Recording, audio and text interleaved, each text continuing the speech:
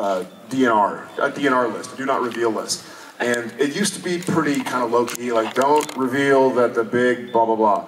Now it's like, keep your damn mouth shut. Yeah. Don't talk about anything. Don't look guilty. The first rule of Supernatural is you do not talk about Supernatural. And so we're sitting there going like, at least this year we had Rob and Richard to kind of do the da-da-da-da-da-da-da. And they're like, look over here, look over here. Pay no attention to the two other guys. This year was like, can we mention that they're brothers? Like Sam and Dean are related? Nope, don't talk about the brothers. No, we're not sure. Yeah, I'll tell you what. I see a wedding headdress. What is that? Oh God, I was... It's your wife! Nice to see you back. I didn't know if you had maybe just been married and were wearing it. It's sort of really cool lit from where I stand. Nice to see you, Becky. You didn't get the annulment papers? And still wearing the dress. Normally you take that off after your wedding day. I have my dress on underneath. Or normally he takes it off for it, never mind. That's a spoiler alert. That's one of the do not reveals, actually. All right, before we jibber and jabber, let's get to some questions. I'm sure you guys have been waiting. Way over there, Castiel. I see that outfit. Misha? Misha, you dyed your hair. Barely. Shrunk. Barely. But your voice got deeper. Yeah. Kidding, my friend Grace says hi too. She wasn't able to come, she got sick. To who? My friend Grace. Hi, Grace. She says hi back. Okay, so... That was quick. Somewhere Grace is like brushing her teeth like, hi, Jared. Hi. My question is, I have to write this short story for my journalism class, and I was hoping that you guys would give me the plot, ideas, and I will write down whatever you tell me. Jensen? This turned into a creative writing class, of which I failed miserably. So don't take any ideas from me. How about this? You write it, and we'll turn it into a script. That's like just a program. We're talking monkeys, not writing monkeys. I'm just kidding. So what are the guidelines? What are the parameters? There aren't any. Come on now. Keep it PG, maybe. Well, there goes my idea.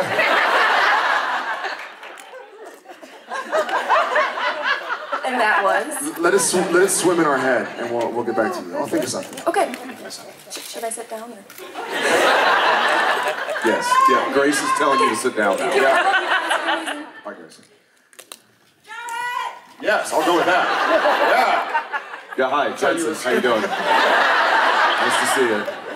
Hi, morning, Jensen as well. Hi. So, I flew all the way from Malaysia, so it's really an honor to see you guys. And before I ask my question, I just wanted to say it does my heart good to see you well, Jared, and thank you so much for your Always Keep Fighting campaign. Couldn't do it alone. Yes, so thank you very much for that. And I also wanted to thank Jensen for being such a great friend to you and to all of us. Yes, because he's been really great, you know, to continue like working at conventions, like even without you, when you weren't well. So thank you for being Well, such that's a what great family friend. does.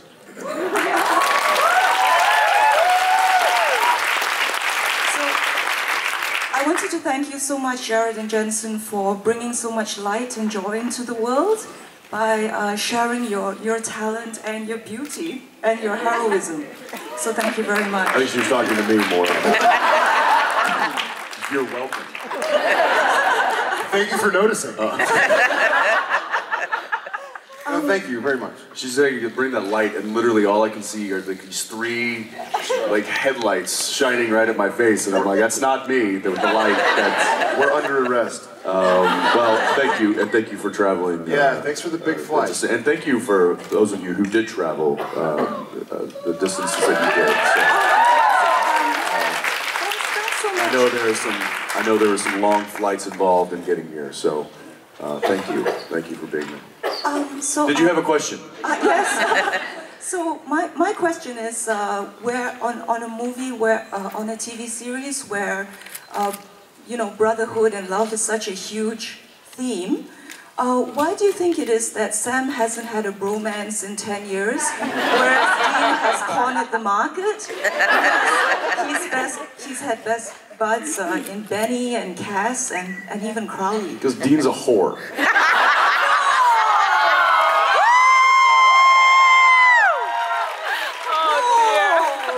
And I'm okay with that. Without giving away too much, Sam gets a friend this year. And it's stuffed. It's my blankie. No, you know what? That's a really good question. I've often wondered. You know, like you said, we get to learn about Jensen. So I think story-wise, I think the reason Dean has had so many other sort of tertiary characters like Castiel or Benny or whatnot is because we learn more about Sam from Sam than we do Dean from Dean. You know, Dean is a lot more kind of private than Sam is, so we see Sam in other situations and we learn about him in the scenes, but Dean is more kind of, there's a bigger wall up, and so we have to learn about him in other ways. So they had to kind of get creative with their writing. But we'll learn some about Sam this year, and we're going to see a buddy of his.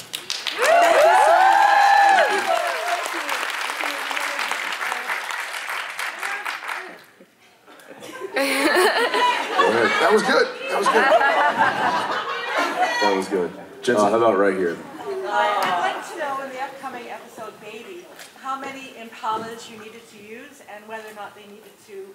It's okay, I'll repeat it. It's a great question. How many, she asked in the upcoming episode, Baby, how many Impalas were used? Yes, and did you have to make a special one for certain shots? And did we have to make a special one for certain shots? Yeah. Yes, we did have to, we had several. I think there were 6 in total. Now, not that there were like 6 fully functional operating vehicles, there were probably only 3 working vehicles and then 3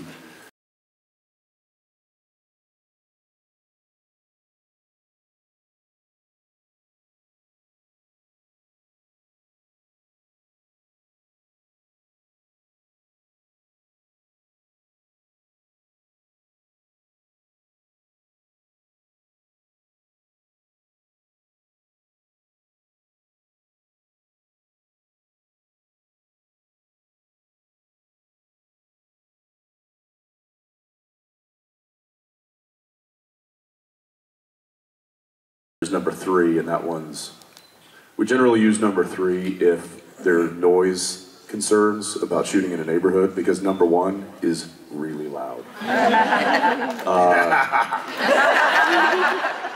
And that's our fault, because we... Number 3 is what we use for things like, so number 1 was driving, y'all saw the preview with Sam running after and shooting through the window? Like that would be number 3, right? Because number 1 needs to be kind of ready at all times to be run. Yeah, we're never going to bust up number 1. Yeah, that one always stays pristine. Yeah, if it needs to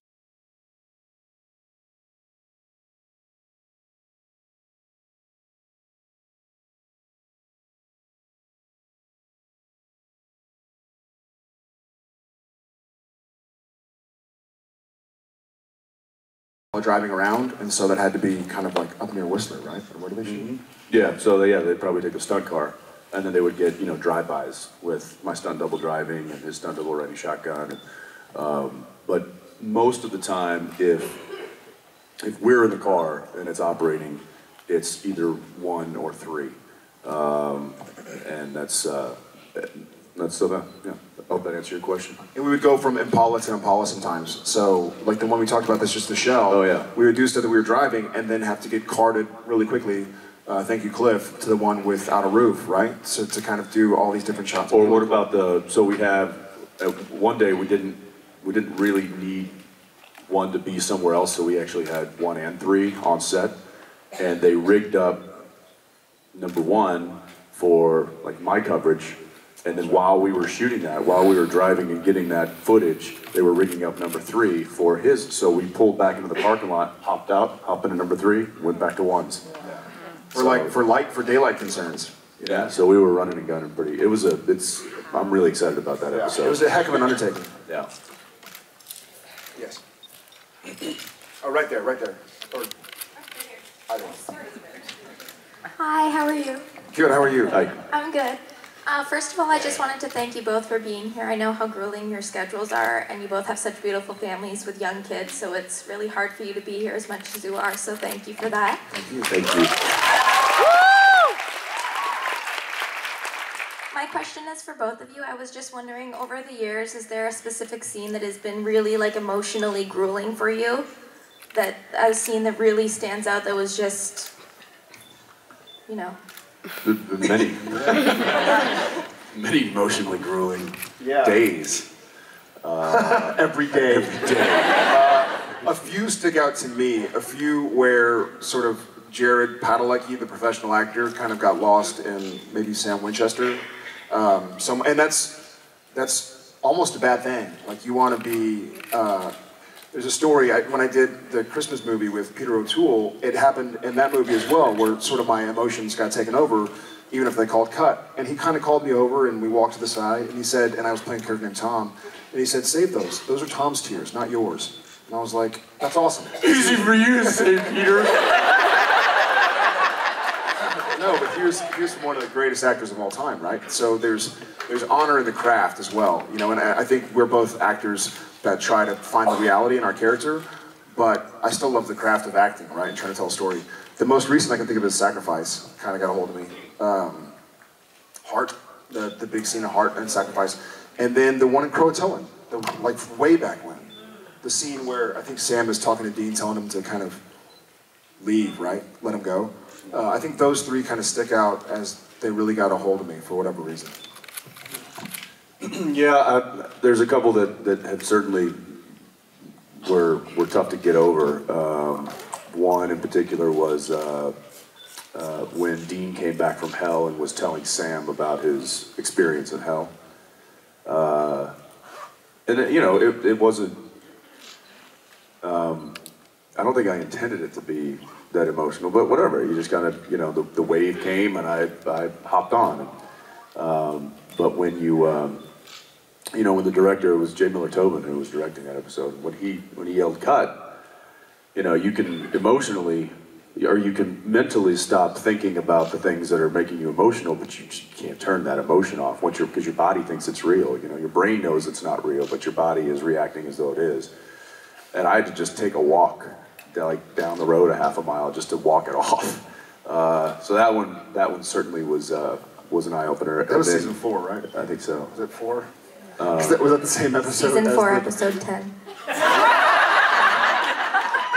Thank you. You're hired. Done. That also was the episode where we had probably the most bizarre, funny scene of all time in the big barn dinner theater.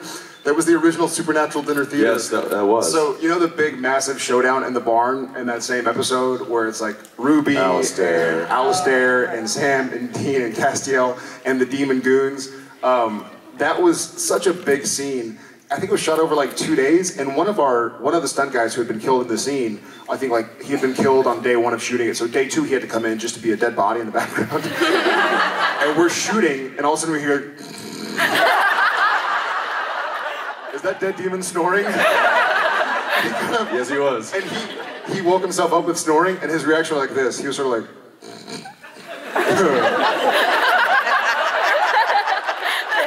he just kind of laughed at the fact he had fallen asleep. And also, there was a big wide shot, like we call our master shot our wide. You know, it'll be the whole scene. You see where Sam and Dean are and Cass is. And so usually that's only used at the beginning of the scene. Then you start going into characters. But there were so many characters in different parts of the barn that we had to kind of run the wide shot for a while, but there was no way to run it properly because there were like visual effects, and so there's a part where like a knife disappears, and so our prop girl is like, and on camera, like sneaking in, grab the knife. Yeah, everybody goes, pause, everybody just freezes. And she just runs in, grabs the knife, runs back, and action. And we start moving again. And we were, somebody kick him.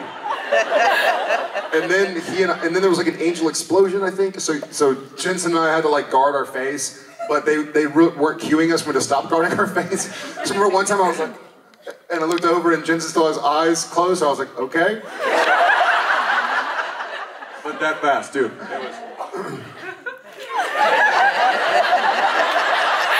Oh, we're still doing this? Yeah, they called cut, and we were like, that is the worst acting we've ever done in Super. There was not acting at all. So We were sad. just strictly there trying to figure out what the hell we were doing. Man, I'm so sad it wasn't printed. I would watch that over. Probably was. It's probably somewhere. There's bound to be some dailies of it. We'll have to have them publish those dailies. That one's a good one. Man, just real quick, I would say that another one aside from that one that still that I remember very clearly is sitting next to Dead Sam on the bed. And I told Kim Manners, who directed that episode, I went up to his office after I read that scene, and I was like, hey man, what are you thinking? How are you wanting to shoot this? Because I don't know how many takes I'm going to be able to give you. And so he's like, okay, I'll tell you what I'll do. I'll get 2 cameras, and I'll just have them floating. I'm going to black out the whole scenes, the whole set, so that you're not disturbed, and we can, get into that headspace.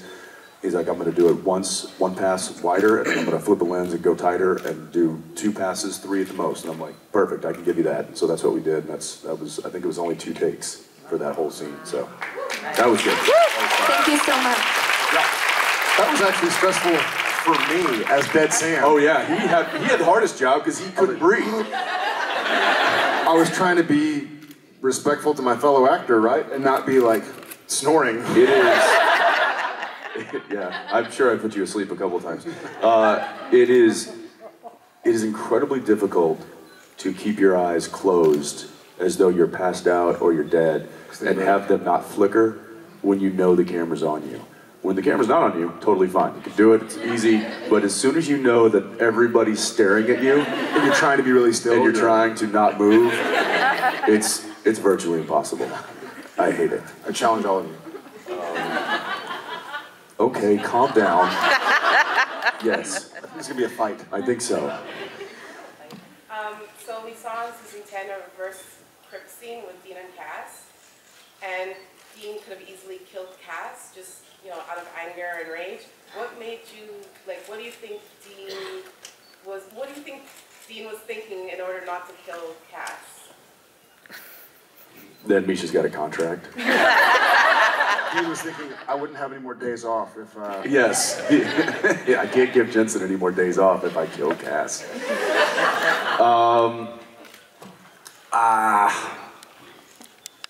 I don't know. That was partially the struggle with Dean trying to open the mark, right? Weren't you trying to? Yeah, I mean that kind of goes into the battle that he was having with himself. It was probably less about the relationship with Cass and more about the struggle that he was having internally. I think that because of the history that he has with Cass, that was making it that much more difficult. But that scene was really about the internal struggle that Dean was having throughout that whole season almost. So yeah, I don't think it was any one particular thing. Like I'm gonna miss his face. Although I don't think I would. Kidding. We love Misha. And whatever that he plays on the show. But I think it was more about the internal struggle with Dean. So I'm remiss that we never had the scene where maybe I guess it would have had to be Crowley, where Crowley's like, Kane, Dean, Kane.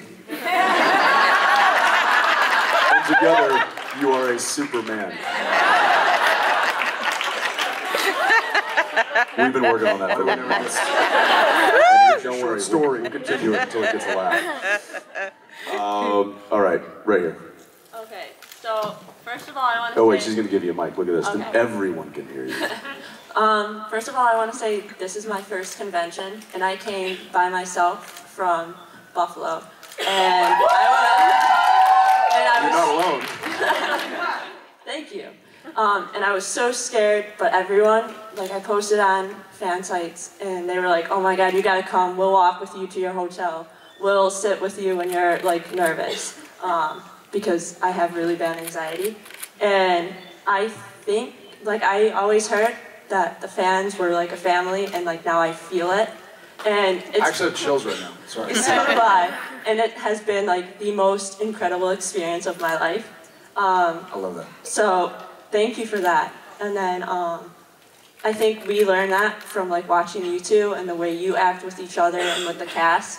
And like even during like karaoke, everyone was just like, you could just see and feel like the love, and like I think I cried the entire convention. You're welcome. Good tears, good tears. But my question is kind of what you were talking about earlier about like the death scenes, and like what is harder to do, like playing the character, like emotionally, playing the character who is dead, or the one who's like reacting to their death? Because obviously Sam and Dean die kind of a lot. So like, Yeah. does it get any easier? Like what's harder emotionally, acting wise? Emotionally, I don't think either is necessarily hard emotionally. That's the problem, is that I don't think it's difficult for, first and foremost, thank you. That's thank such you. a cool story. And thank we're the very happy family. you're here. Yeah. I'm really happy I'm here too. It all came together in 2 weeks, so like I had no time at all to prepare. So cool. For me, it's more difficult to do lighthearted Sam stuff, like funny Sam stuff, because I think Sam is such a kind of ethereal sort of thinking man that I don't think he's, obviously Dean's got the kind of swashbuckling sense of humor. So funny episodes are more difficult for Jared to shoot, even though I'm kind of a goofy guy and love funny stuff. But the emotional bit, it's not difficult for me to find it or get there. I don't think it's difficult for Jensen either. It's more that you can't really fake it. There's a great book called, is it Blink? By Malcolm Gladwell, and they did a test on people where they had them hold a pencil in their mouth and watch like a cartoon or something. And so they had them hold it like this for one time, where they kind of are smiling, and then they had them hold it like this, where kind of put their face into a frown position, and then they asked them questions afterwards. They had a couple different groups, and the people who had the frown position of the pencil, like by and large, had a worse experience of watching the cartoon, which is another way of saying, if you're crying, even as a character, Jared's still crying, you know? Jensen's still crying. So my body doesn't know, like, hey, just acting, you know? So your emotions kind of go to a place where it's like you've been crying for a day. It's like you've lost a friend or a family member. So that sucks. But it's not difficult with the writing. I know Sam enough to know how to get there, and our writers know Jared and Sam enough to help me get there. So it's not difficult. It's kind of more difficult to hold your breath and pretend to be that. Yeah, I think I probably have a little different experience just because of the character, but like he said, you know, we've been doing this for a while. We know the characters pretty well, and to get to an emotional state is something that has gotten not easier, but it's just we're able to control that a little bit better as you know, as the show has continued. I always prefer doing the more comedic stuff. We just had an episode that Mr. Spate directed,